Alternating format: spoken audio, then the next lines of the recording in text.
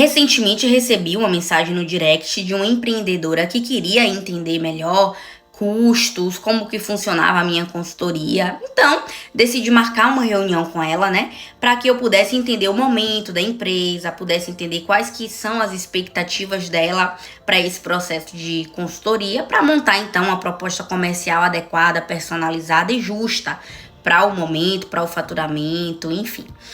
E fui para a reunião, fui muito bem recebida, a reunião fluiu muito bem, mas em um dado momento da reunião, essa possível contratante, ela se levanta, pega o celular dela, liga a câmera e posiciona o celular na maca, na nossa lateral esquerda, né? E começa a filmar a nossa reunião, sem antes falar comigo, sem perguntar se eu estaria confortável e estaria de acordo, né? Com a utilização da minha imagem. Encerra-se a reunião. Ela pega o meu vídeo, né, o vídeo com a minha imagem, e ela posta no Instagram com a seguinte legenda: reunião de alinhamento com o objetivo de investir em crescimento estratégico para a instituição. Pessoal, qual que é o problema disso? O problema é que a legislação brasileira é muito clara quando ela diz, quando ela determina que para que a gente faça uso da imagem de terceiros para fins econômicos e ou comerciais, a gente precisa ter a anuência dessa pessoa, né? O fato de você estar com o seu prestador, o seu paciente dentro da organização, da sua instituição privada, da sua empresa, não te dá, então, o direito de você fazer uso da imagem dessa pessoa sem prévio consentimento, né? O que deveria ter sido feito por ela naquele momento? Ela deveria ter sinalizado para mim sobre a sua vontade de postar a nossa reunião. E ela deveria ter me pedido para assinar um termo de consentimento livre e esclarecido, onde eu autorizo, onde eu dou a minha autorização para a utilização da minha imagem naquele momento, né? Para fim comercial, uma vez que ela utilizou para marketing de Instagram. O risco que ela correu nesse momento foi de, se fosse qualquer outra pessoa, né, que tivesse interesse em mover uma ação contra ela, de ela receber uma notificação e, inclusive, de esse processo ter o deferimento, né, em juízo e eu conseguir, por exemplo, o pagamento de uma indenização por danos morais. É algo que a legislação brasileira me resguardaria, né? Não é um problema pra mim, gente, especificamente pra Amanda, porque, primeiro, não tenho problema nenhum com timidez, segundo, quanto mais o meu trabalho for divulgado, para mim é mais interessante. Quanto maior for a audiência, maior a possibilidade de contratantes, né, requererem, buscarem pelo meu trabalho. Mas a minha preocupação enquanto consultora vai muito além disso.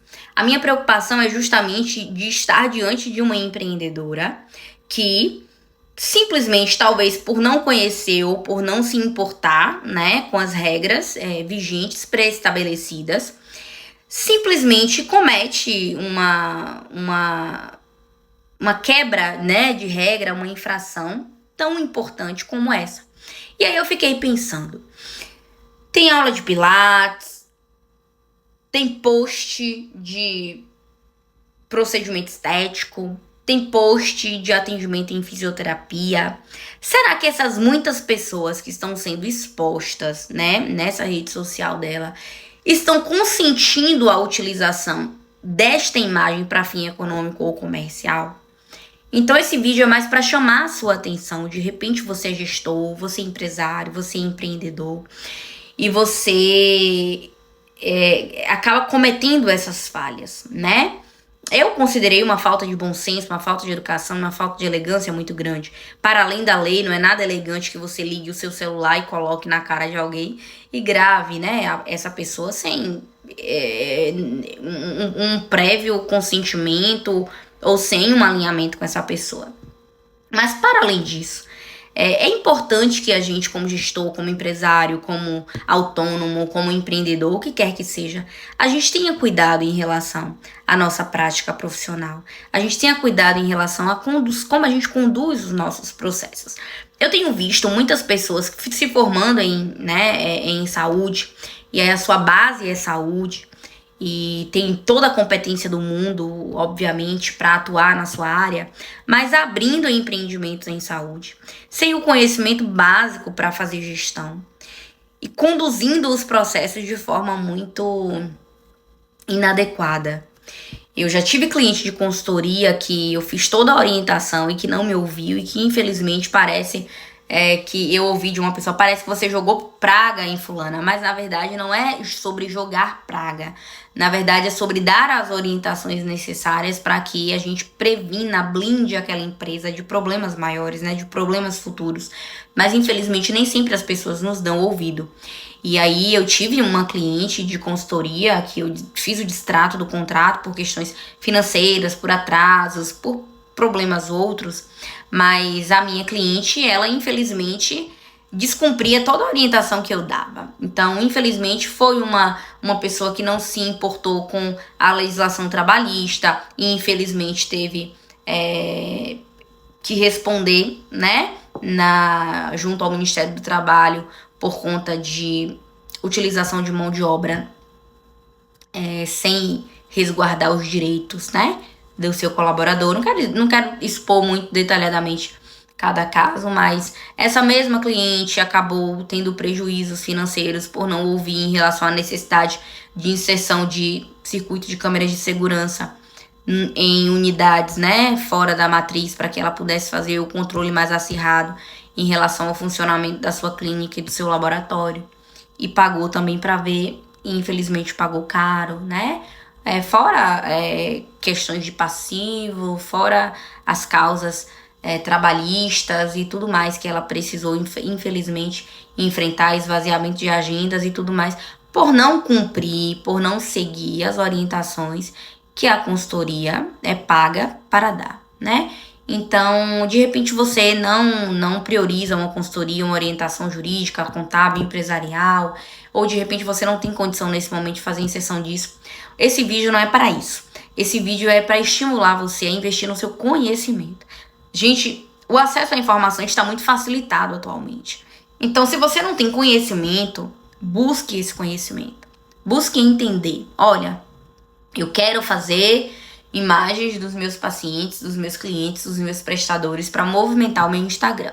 Eu entendo que o Instagram é uma vitrine, que o TikTok é uma vitrine, eu quero postar absolutamente tudo que eu faço. Não vejo problema nisso. Mas busque conhecimento, entenda o que diz a legislação brasileira acerca disso, né? Quais são os pré-requisitos que eu preciso seguir para que eu consiga fazer a utilização dessas imagens de forma segura e adequada, né? Eu, por exemplo, trabalho com consultoria, com mentoria, trabalho com cursos livres. E você vê, seria interessante que eu estivesse mais tempo, né, nas redes sociais e que eu postasse absolutamente tudo dos meus bastidores. Mas em respeito às pessoas, eu tenho muito cuidado em relação a tudo aquilo que eu faço por aqui. Então eu não posto sessões com minhas mentorandas a menos que elas me autorizem. Eu não posto bastidores de aulas minhas a menos que as minhas alunas me autorizem, né? Eu não posto reuniões de alinhamento com as minhas clientes, com os meus clientes de consultoria, com as empresas, né? Que são minhas clientes em consultoria, em assessoria, justamente porque eu preciso preservar o direito dessas pessoas e dessas instituições.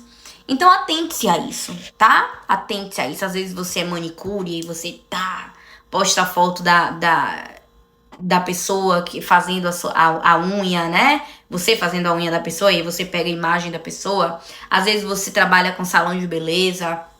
Às vezes você trabalha vendendo doces e aí você printa uma imagem no Instagram privado de uma contratante, uma imagem da festa onde aparecem as crianças, aparece a família e você posta no seu Instagram.